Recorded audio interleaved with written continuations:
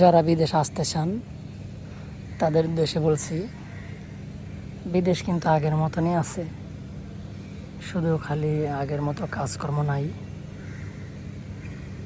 আমি মনে করি যারা বাংলাদেশে টুকটাক কাজ করেন তাদেরকে বিদেশে এখন আওয়ার দরকার নাই। যেমন মালয়েশিয়ার জন্য বলছি, আর কোন রাষ্ট্র কীরকম সেটা জানি না। এখন মালয়েশিয়ার অবস্থা খুবই খারাপ, কারণ পরিস্থিতি খুব খারাপ, কাজ নাই,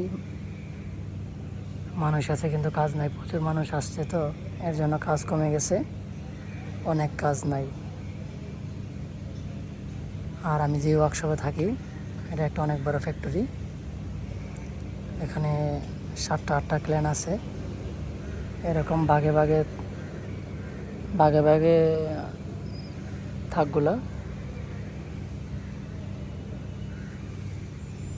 এটা হলো আমাদের হেড অফিস, এটা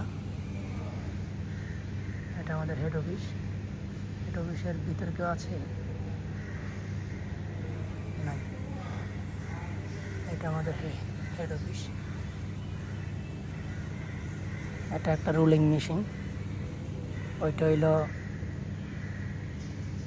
কাটিং মেশিন, গ্যাসের কাটিং মেশিন এটা। আর ওই যে দেখতেছেন একটা কাজ চলতেছে, ওইটা হলো অ্যামাজনের কাজ। অনেক কাজ চলে, বেশিরভাগই সিঙ্গাপুরের কাজ চলে এখানে।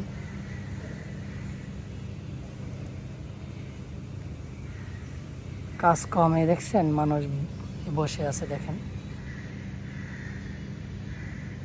কাজ নাই।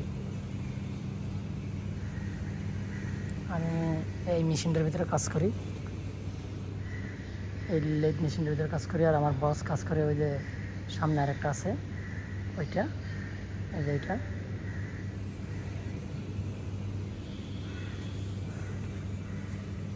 একটা আছে